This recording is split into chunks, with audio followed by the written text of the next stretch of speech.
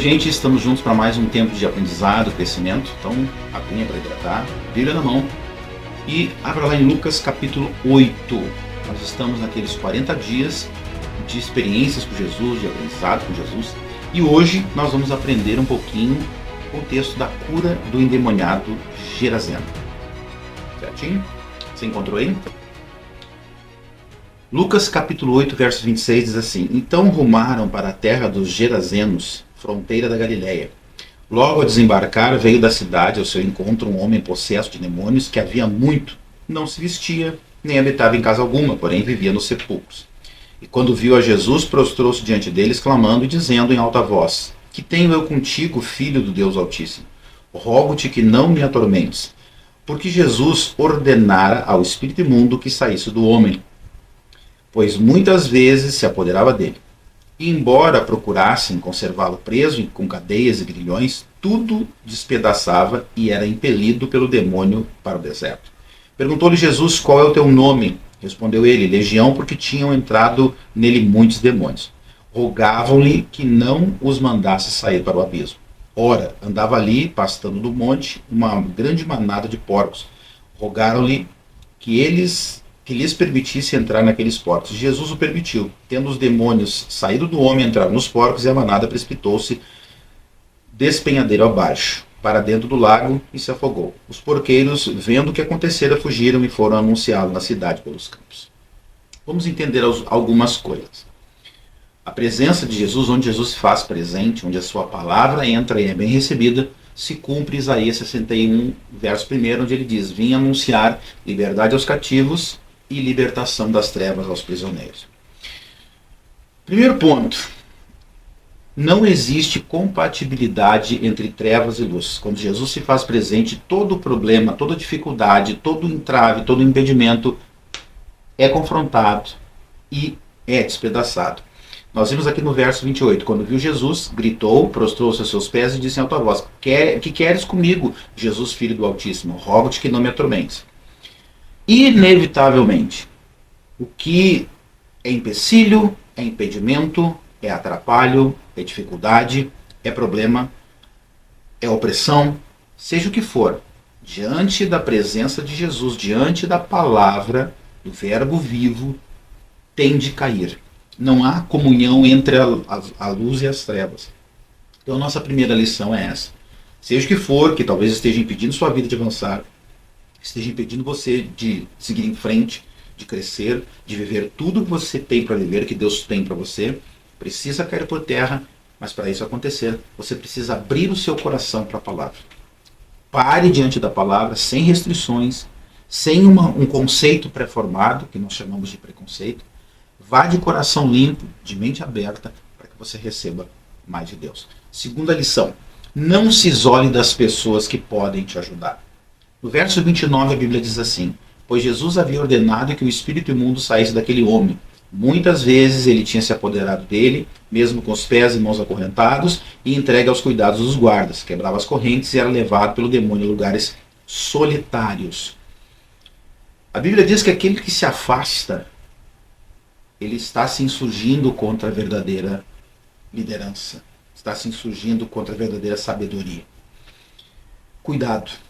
O isolamento não é o melhor lugar para resolver questão nenhuma. E, infelizmente, as pessoas costumam se afastar.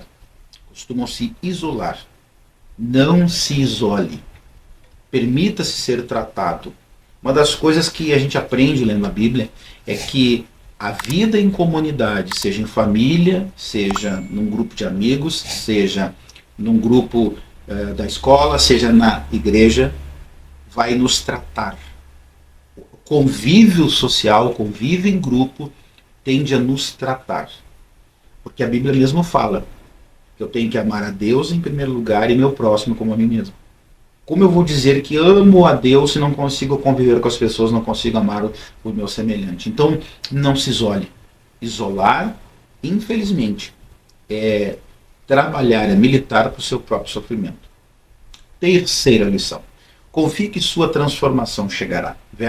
Do verso 34 ao 35. E o povo foi ver o que havia acontecido. Quando se aproximaram de Jesus, viram que o homem de quem de quem haviam saído os demônios, estava sentado aos pés de Jesus, vestido em perfeito juízo, e ficaram com medo. Por mais difícil que seja o quadro, o momento, a situação que nós estamos vivendo, a solução chega quando Jesus se faz presente. Mas nós precisamos crer, nós precisamos acreditar, nós precisamos confiar que isso é possível. Não adianta todo esforço, não adianta pessoas falarem para você, não adianta pessoas tentarem te ajudar se você não se permitir ser ajudado. Talvez a coisa mais difícil que haja é perdoar a nós mesmos.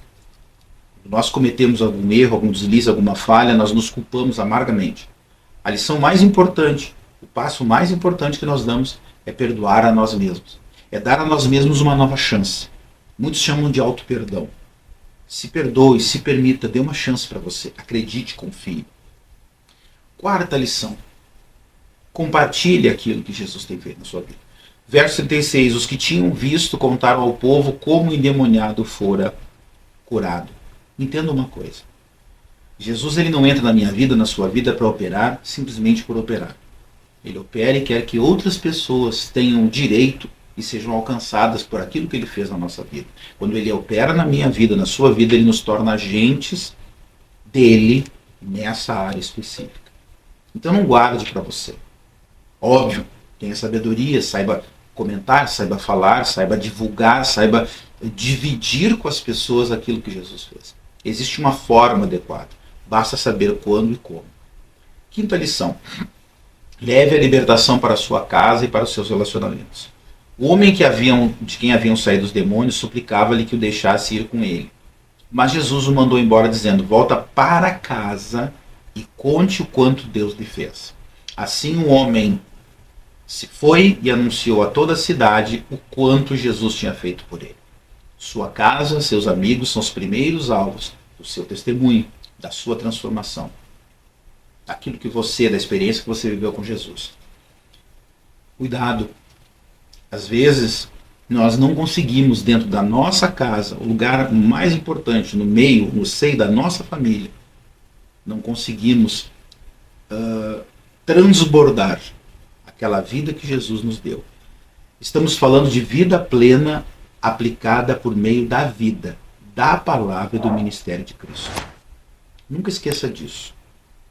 O ambiente mais importante, além de estar na presença de Deus, é na nossa família. Ela é a principal célula social que nos prepara para a vida, nos prepara para tudo. Cuidado. Às vezes nós corremos priorizando amigos, priorizando tantas outras coisas e outros grupos e deixamos a nossa família de lado. A Bíblia diz de que adianta ganhar o mundo e perder a salvação. E eu assevero de que adianta você ganhar a todos e perder a sua família. Priorize a sua família, valorize a sua família, invista nela.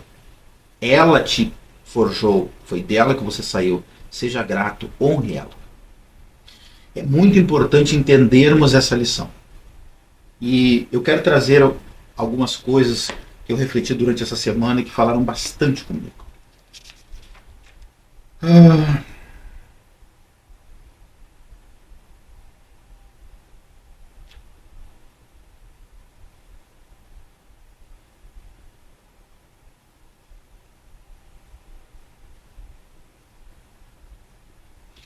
Nós temos uma dificuldade de lidar com nossos problemas e a confiança em Deus ao mesmo tempo. Nunca podemos esquecer quem Deus é. E se nós levássemos em conta, com a devida reverência, a obra de Cristo no Calvário, até a nossa postura com Deus seria diferente. Não podemos agir como se o propósito de Deus fosse nos tornar bem-sucedidos. Seria prepotente da nossa parte nos tornarmos impacientes quando Deus não responde às nossas orações como e quando acreditamos que Ele deveria. Ele é Deus, nós não. Quando nós meditamos no preço que Jesus pagou para nos dar acesso ao Pai, nós mudamos inclusive a nossa postura. Cuidado. Talvez você está reclamando que não aconteceu como você queria, que você pediu, Deus não te deu. Cuidado com isso. Isso é bastante perigoso. Outro fator.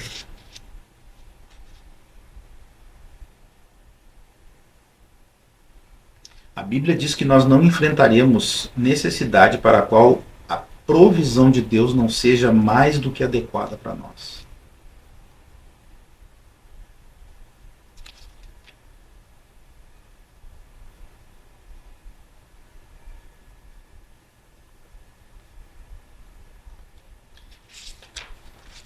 Nós não podemos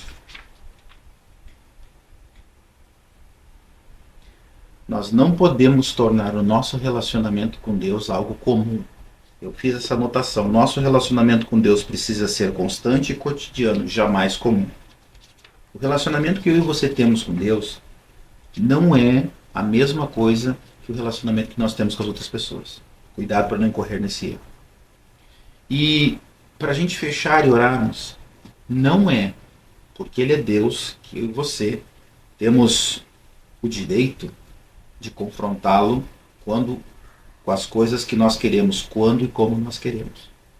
Nós não podemos perder essa reverência. Deus não tem a obrigação de nos livrar dos problemas, mas tenha certeza que na sua misericórdia Ele nos livra em meio a eles, ou Ele nos faz passar por eles. Deus não evitou que o povo de Israel, o povo hebreu, ao sair do Egito, não passasse, não enfrentasse a situação do Mar Vermelho. Deus deu livramento para eles no Mar Vermelho. Não é porque você não viu ainda que Deus não está operando. Muito provavelmente Ele está trabalhando com você. O povo hebreu precisava, na passagem do Mar Vermelho, forjar e trabalhar a sua fé. Você já se perguntou o que talvez você está precisando forjar nesse Mar Vermelho que você está enfrentando? Vamos falar com Deus. Pai, obrigado pela Tua palavra. Que nós possamos crescer a partir dela. Que nós possamos entender que mesmo diante das piores situações, dos piores dilemas, o Senhor permanece sendo o único, poderoso e verdadeiro. Pai, muitas vezes nós queremos que o Senhor nos livre do problema, mas o Senhor nos livrará em meio a ele para que nós possamos crescer.